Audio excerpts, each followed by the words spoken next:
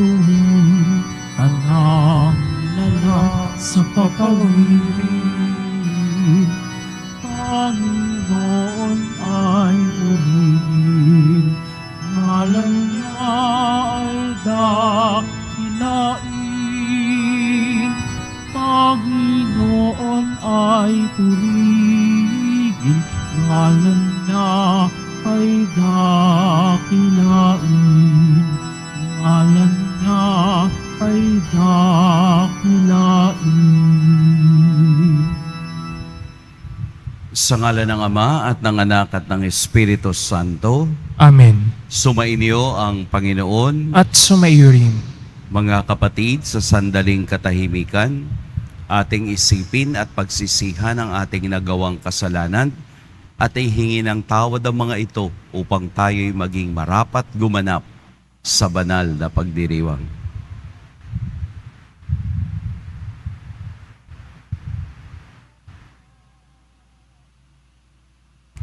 Tayo pong lahat, inaamin ko sa makapangyarihang Diyos At sa inyo mga kapatid, na lubha akong nagkasala sa isip, sa salita at sa gawa, at sa aking pagkukulang.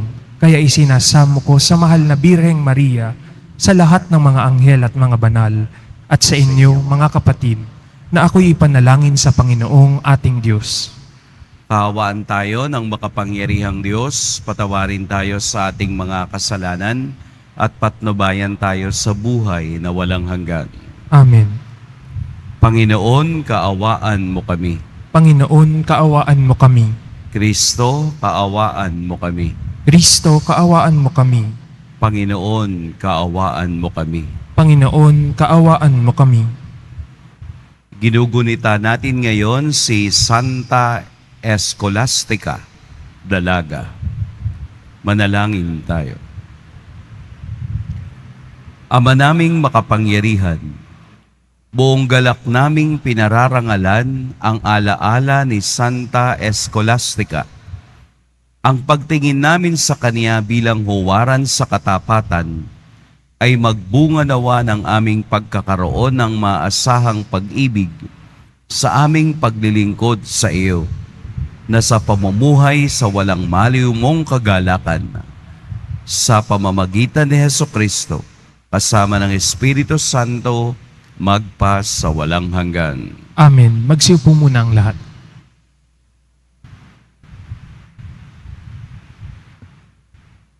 Pagbasa mula sa unang aklat ng mga hari.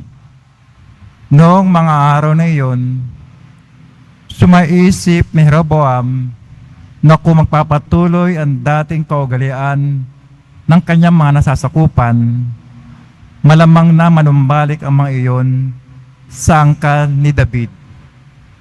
Ito ang sabi niya sa sarili: kapag ang mga taong ito ay hindi tumigil sa pagpunta sa templo ng Panginoon sa Jerusalem upang mag-alay ng mga handog, mahuhulog uli ang kanilang loob sa dati nilang Panginoon, si Rehoboam na hari ng Huda, at ako'y kanilang papatayin. Kaya nga, matapos mapagkuro-kuro ang mga bagay na ito, gumawa siya ng 2 toreteng ginto at sinabi sa bayan, "Huwag na kayong mag-abalang umahon sa Jerusalem. Narito, bayang Israel, ang inyong Diyos na humango sa inyo sa Ehipto." Inilagay niya ang isa sa Bethel at isa naman sa Dan, at ang bagay na ito'y naging sanhi ng pagkakasala ng Israel. May mga pumunta sa Bethel upang sambahin iyong una. May namang nagtungo sa Dan upang sambahin ang ikalawa. Nagtayo pa siya ng mga sambahan sa burol at naglakay ng mga saserdoteng hindi mula sa lipi ni Levi, kundi mga karaniwang tao lamang. Ginawa niyang pista ang 15 araw ng 8 buwan ng taon, katulad ng kapistahang pinagdiriwang sa Huda. Nagandog siya sa dambana sa Bethel sa mga tureteng ginto na kanyang ginawa at pinaglingkod niya roon ang mga saserdoteng inilagay niya sa mga sambahan sa burol. Sa kabila ng ganitong mga pangyayari, hindi tumigil si Rehoboam sa kanyang masamang gawain. Patuloy pa rin siya sa paglalagay ng mga saserdoteng hindi mula sa lipi ni Levi. Sino mang may gusto, ay ginagawa niyang saserdote ng mga sambahan sa burol. Dahil sa mga ginawang ito ni Rehoboam, kinamuhi ng Diyos ang kanyang sambahayan. Ito ang naging sanhi ng hindi niya pananatili sa pagkahari. Ang salita ng Diyos. Salamat sa Diyos. Panginoong masintahin, ang bayan mo'y gunitain. Panginoong masintahin, ang bayan mo'y gunitain. Nagkasala kami tulad ng ginawa ng aming magulang. Ang aming ginawa'y tunay di tumpak pawang kasamaan. Ang magulang namin nang nasa Ehipto, hindi alumana ang kahangahang mga ginawa nitong kanilang nakita. Panginoong masintahin, ang bayan mo'y gunitain. Sa may bundok ng Horeb, doon ay naghugis niyang gintong baka. Matapos mahugis, ang ginawa nila ay kanilang sinamba. Ang dakilang Diyos ay pinagpalit sa Diyos na nilikha, sa Diyos na baka, kinakain damong sariwa. Panginoong masintahin, ang bayan mo'y gunitain. Kanilang nilimot ang Panginoon Diyos, ang tagapagligtas, na iyong ginawa doon sa Ehipto ay kagila-gilalas. Sa luping iyon, ang ginawa niya ay tunay na himala. Sa dagat at tambo, iyong nasasaksihan ay kahanga-hanga. Panginoong masintahin, ang bayan mo'y gunitain. Magsitayo na po ang lahat.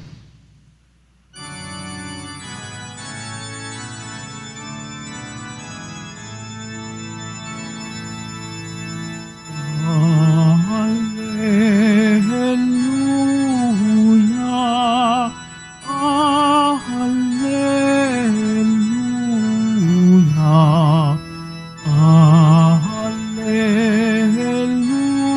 hallelujah, hallelujah,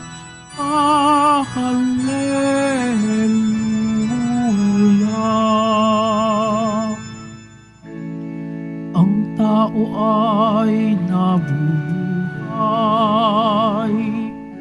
sa salita ng may kapal na pagkain kaniyang bigay. Hallelujah, hallelujah, hallelujah, hallelujah.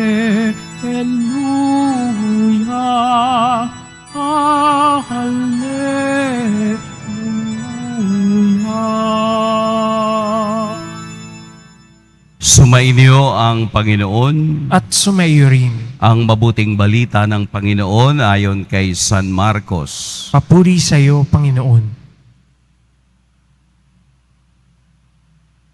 Noong mga araw na iyon, muling nagkatipon ang mga tao. Naubos na nila ang kanilang pagkain, kaya tinawag ni Jesus ang kaniyang mga alagad at sinabi sa kanila, "Nahahabag ako sa mga taong ito, sapagkat 3 araw na ngayong kasama ko sila at wala na silang makain. Kung pauuwiin ko ng gutom, mahihilo sila sa daan. Galing pa naman sa malayo ang ilan sa kanila. Saan po tayo kukuha ng tinapay dito sa ilang para magkasya sa ganito karaming tao? Tugon ng alagad. Ilan ang tinapay ninyo riyan? Tanong ni Jesus. 7 po, sagot nila.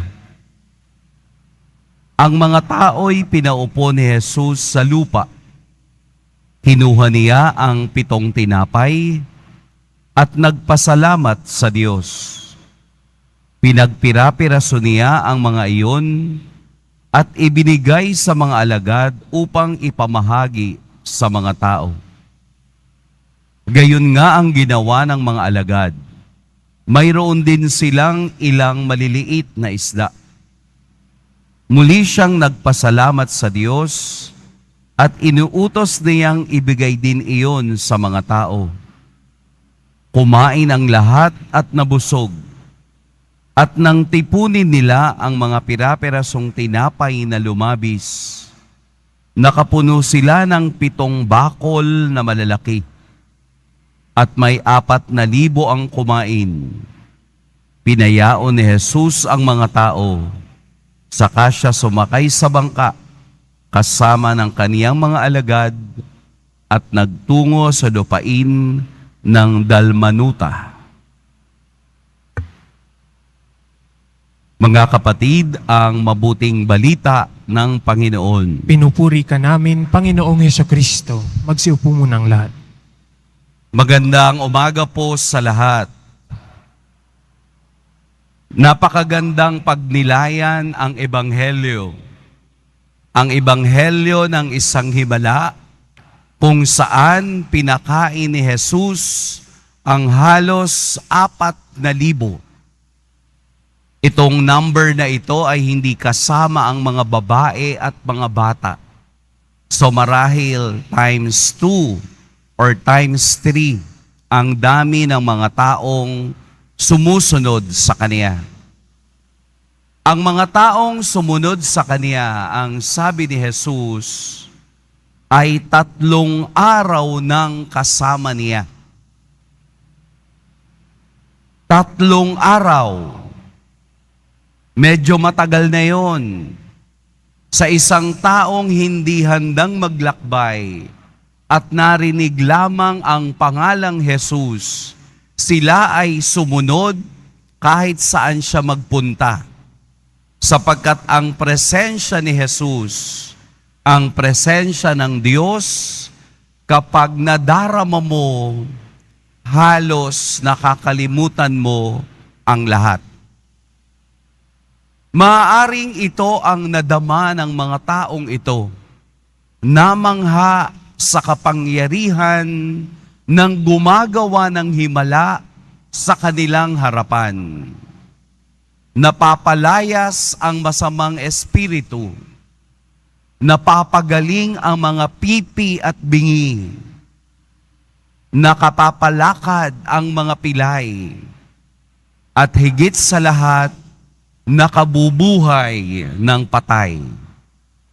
Ang kamangha-manghang mga gawaing ito ang nagbunsod sa mga taong itong sumunod kahit saan. Pero ang Diyos, si Jesus, sa kaniyang pagiging tao, ay nakadama rin kung ano ang nadarama ng ilan. Kaya sinabi niyang, nahahabag ako sa mga taong ito. Damang-dama dahil 3 araw nang magkakasama.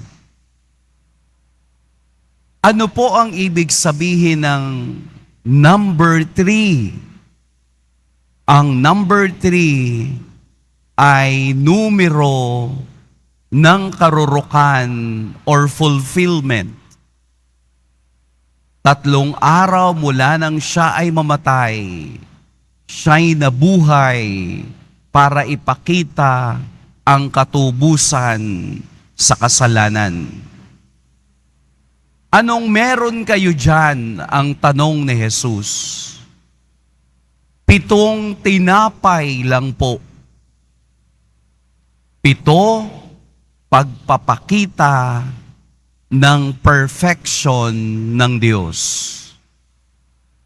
7 plus 3, perfect 10. Pagpapakitang ang lahat ng bagay ay nagkakaroon ng katuturan at katuparan sa presensya ng Diyos. Ang 7 ito ay kinuha ni Jesus, tumingin sa langit at nagpasalamat at ibinigay sa lahat. Ang lahat ay nabusog at mayroon pang natirang 7 bakol. Another 7. Ano po ang ipinararating ng ating ebanghelyo? Katulad ng mga naglakbay sa mana noong panahon ni Moses, sila rin ay nagutom sa ilang at nagpadala ang Diyos ng tinapay mula sa langit. Ang senaryong ito ay katulad din ng sa lumang tipan ng tao ay nagutom at nahabag si Jesus at siya'y gumawa ng himala. Ang kaniyang katawan ay upang ibigay na maging pagkain ng lahat. Kaya ang lahat ay nabusog. Siya ay nagpasalamat, toda sa salitang Ebreo, Eucharistia sa salitang Griego, pasasalamat, banal na misa sa salitang Filipino. Si Jesus ang tunay na katawan at tunay na tinapay na bumaba mula sa langit ay nagbibigay sa atin hindi lamang ng pisikal na lakas, kung hindi lakas ng espiritual upang tayo'y makapaglakbay anuman ang ating hinaharap sa buhay. Isang lumang senaryo, pero totoo ang ipinapakita sa atin. Sapagkat ang Diyos ay nahahabag sa mga taong kulang at sumusunod sa Kanya upang mapunuan anumang pagkukulang na iyan. Kaya po sa araw-araw at sa bawat pagkakataong tayo ay gumaganap ng banal na misa, muli nating sinasambit, muli nating inaalaala, muli nating binibigyan ng pagpapahalaga na ang kapangyarihan ng Diyos ay nagaganap dahil ang simpleng tinapay na pwedeng abutin ng tao ang ibinibigay ng Diyos para sa ating lahat. Ang banal na misa ay ang himala ng Kaniyang pagbibigay awa sa ating lahat. Hindi lamang ito isang simpleng tinapay, kung hindi ang Diyos ay naroroon, buong pagkatao, buong katotohanan, buong realidad na magpapalakas ng ating katawan at magpapagaling ng ating kaluluwa. Sapagkat ang biyaya ng Diyos kailanman hindi magkukulang sa mga taong humihingi at tumatanggap ng mga ito. Kung papaanong natanggap nila na sila'y nagugutom, at walang kakayahan, ang Diyos ay naririyan at magbibigay ng kaganapan. Ang ebanghelyo ngayon ay ebanghelyo ng tinapay. Tinapay na kaniyang katawan upang ating kanin at nang makasama ng Diyos sa kaniyang kaharian. Sapagkat tunay ang kaniyang salita. Ang sino mang kumakain ng aking katawan ay magkakaroon ng buhay na walang hanggan. Hindi ito simbolo. Ito ay realidad na simula nang makasama natin ang Diyos, hindi siya humiwalay at siya'y nanatiling nasa atin dahil ganun na lamang ang kaniyang pagkahabag. Hindi mauubos ang habag at awa ng Diyos sa mga taong kulang at nangangailangan nito. Kaya nga po ang tunay na tao lamang na alam kung ano ang habag at awa, ang makauunawa kung ano ang gustong sabihin ng Diyos sa pangyayaring ito sa kaniyang mga salita. Kung bukas ang ating isip at puso sa salita ng Diyos, mauunawaan natin na ang bawat pagkikita at pagtatagpo natin sa Kanya ay isang himala ng Kaniyang habag at ng Kaniyang awa. Ito ang katotohanan ng ating pananampalataya. Naninikluhod tayo sa kapangyarihan ng Diyos. Humihingi tayo ng awa at habag ng Diyos. Humihingi tayo ng biyaya upang tayo ay magkaroon ng kabusugan, hindi lamang sa katawan, kung hindi sa buhay espiritual. Kaya po ang 7 ay numero ng abundance kung papaanong ibinigay ng Diyos ang 7 sakramento upang tayo ay magkaroon ng kasiyahan sa buhay kung ito ay ating kailangan. Huwag nating sayangin ang presensya ng Diyos, ang awa ng Diyos, ang pagmamahal ng Diyos. Sa bawat pagdalo ng misa, tanggapin, damhin ang kapangyarihan ng Diyos sa ating buhay. At kung ito'y iyong magagawa, mararamdaman mo ang tunay na awa at biyaya ng Diyos. Amen. Pagpalain tayo ng poong may kapal.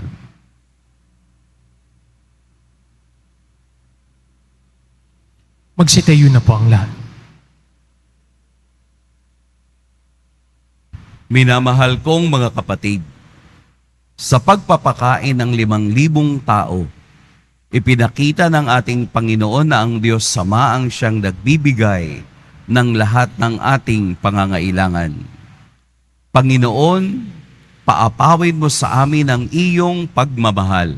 Panginoon, paapawin mo sa amin ang iyong pagmamahal. Ang ating mga pastol, lalo na ang Santo Papa at mga obispo, naway patuloy tayong bigyan ng mga tamang katuruan sa pananampalataya. Manalangin tayo. Panginoon, paapawin mo sa amin ang iyong pagmamahal. Ang mga may tungkulin upang labanan ang tagutom, naway maging matagumpay sa kanilang pagsusumikap na mapakain ang mga nagugutom. Manalangin tayo. Panginoon, paapawin mo sa amin ang iyong pagmamahal.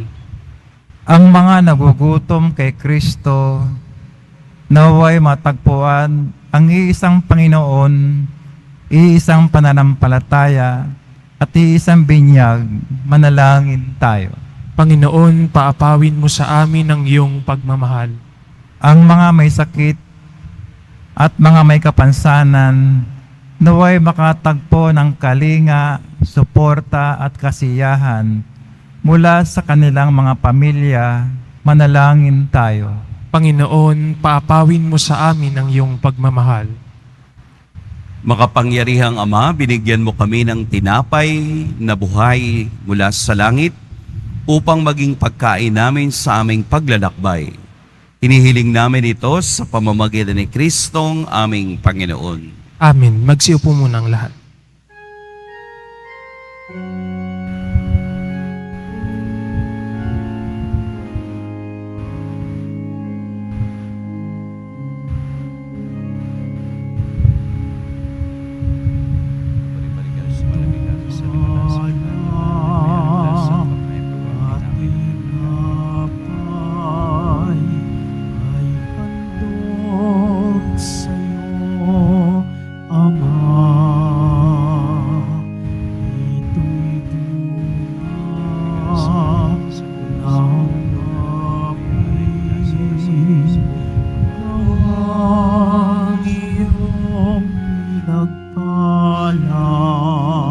Sumasamo ang iyong maya, tanggapin iyong basbasan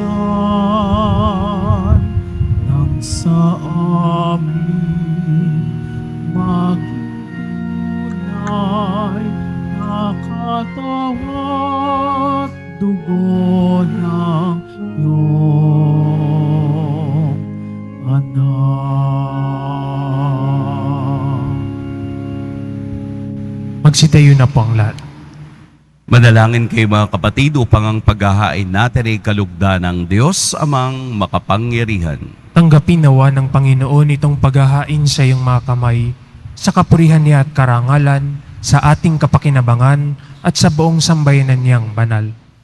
Ama naming lumikha, sa pagpapahayag namin sa iyong kadakilaan, ngayong ginugurita namin ang dalagang si Santa Escolastica, ang kalugod-lugod niyang kagitingan sa pamumuhay ay magpaging dapat nawang kalugdan mo ang aming mga alay sa pamamagitan ni Hesukristo kasama ng Espiritu Santo magpa sa walang hanggan. Amen.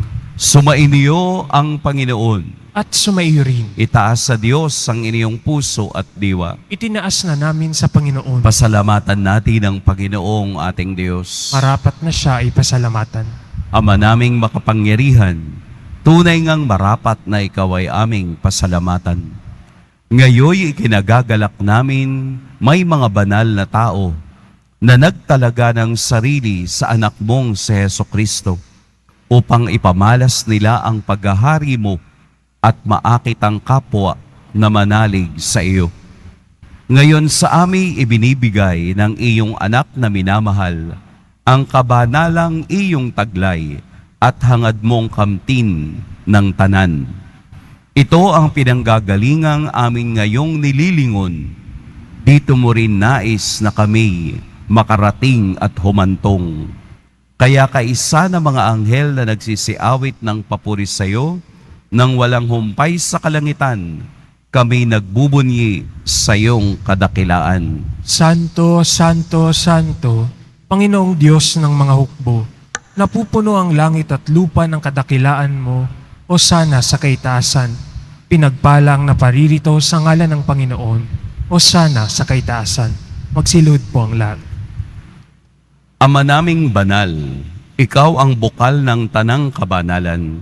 Kaya't sa pamamagitan ng iyong Espiritu gawin mong banal ang kaloob na ito upang para sa amin maging katawan at dugo ng aming Panginoong Hesukristo.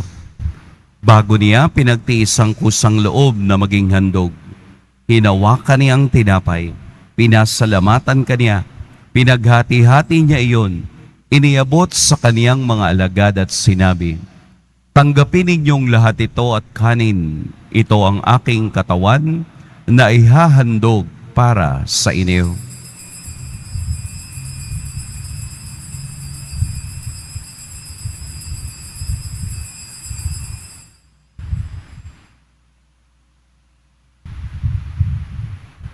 Gayun din naman noong matapos ang hapunan, hinawakan niya ang kalis, muli kaniyang pinasalamatan.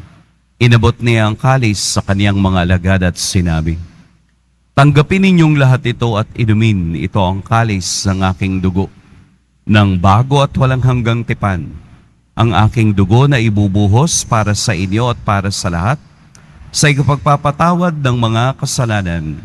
Gawin ninyo ito sa pag-alala sa akin."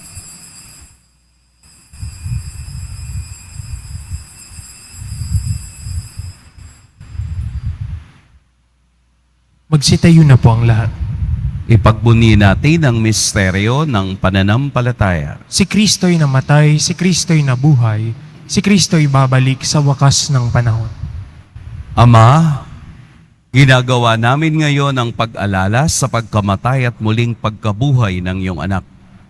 Kaya't iniaalay namin sa iyo ang tinapay na nagbibigay buhay at ang kalis na nagkakaloob ng kaligtasan.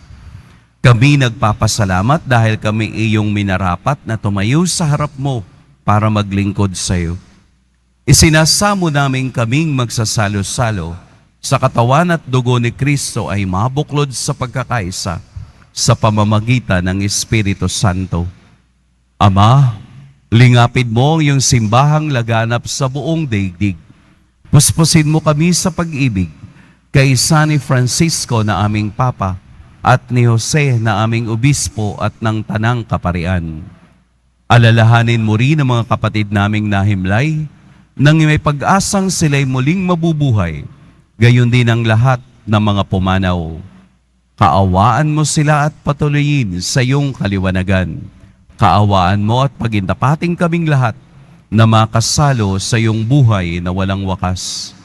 Kaisa ng mahal na Birheng Maria na ina ng Diyos, ng kabiyak ng puso niyang si San Jose, kaisa ng mga apostol ni San Juan Bautista, at ng lahat ng mga banal na namuhay dito sa daigdig ng kalugod-lugod sa iyo, maipagdiwang nawa namin ang pagpupuri sa ikararangal mo sa pamamagitan ng iyong anak na aming Panginoong Hesukristo.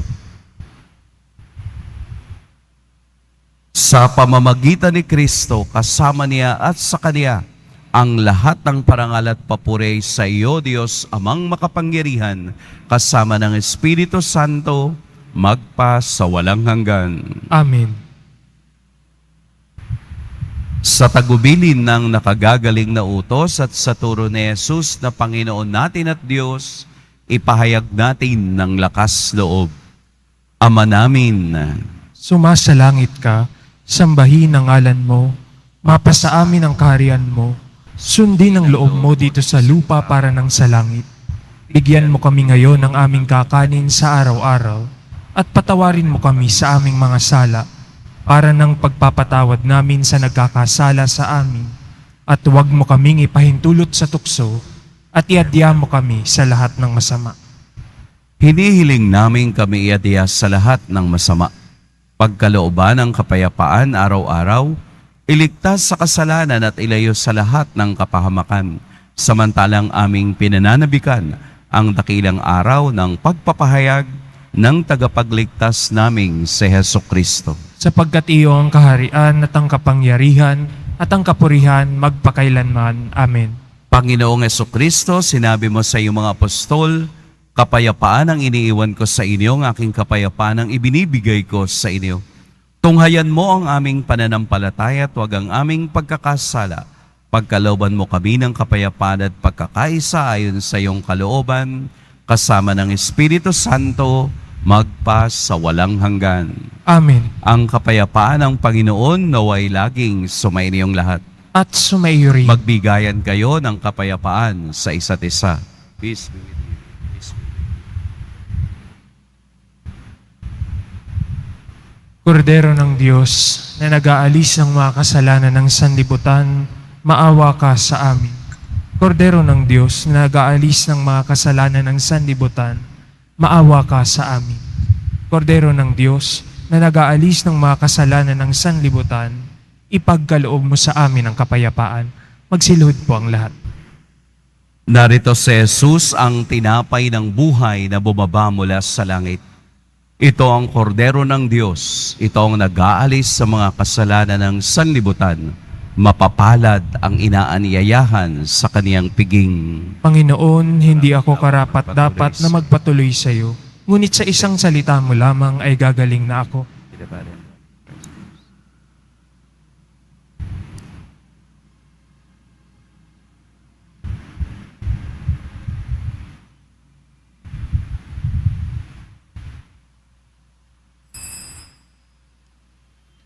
Para sa lahat ng tatanggap ng banal na komunyon, sasagot po tayo ng amen pagkasabi ng pari o ng lay minister ng katawan ni Kristo at isubo agad sa bibig bago umalis sa harapan ng pari o lay minister. Sumunod po tayo. Maraming salamat po.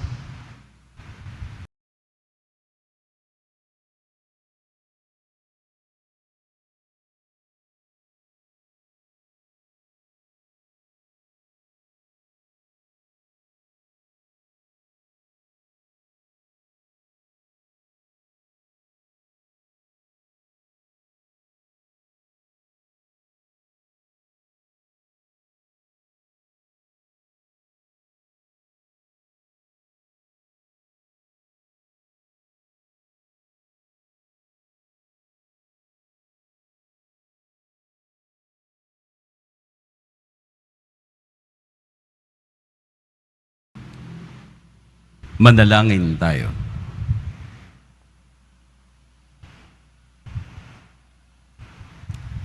Ama naming mapagmahal, sa pagsasalo namin ngayon sa banal na pakikinabang, matulungan nawa kami ng ulirang katapatan ni Santa Escolastica upang tanging ikaw ang aming mahalin habang inaako namin ang malasakit ni Hesukristo kasama ng Espiritu Santo magpa sa walang hanggan. Amen.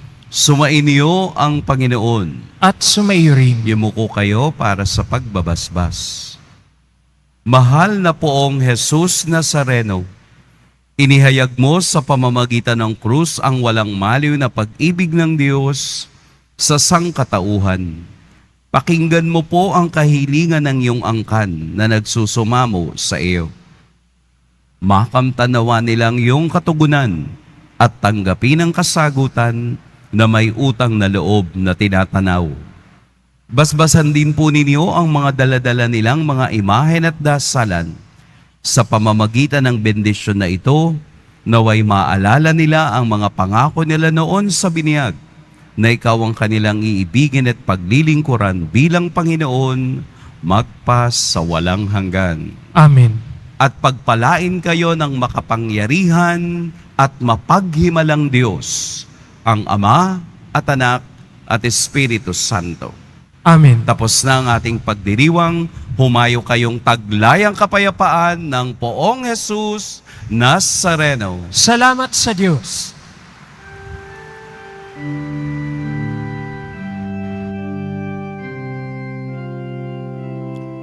Nuestro Padre Jesus Nazareno, sinasamba ka namin,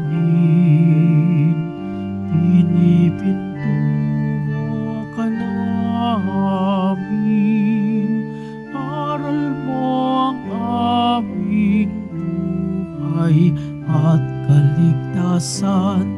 Nuestro Padre Jesus Nazareno, iligtas mo kami sa kasalanan. Ang krus mo kinamatayan ay sabisag ng aming kaligtasan. Nuestro Padre Jesus Nazareno, dinarangal ka namin. Nuestro Padre Jesus Nazareno, niluluwalhati ka namin.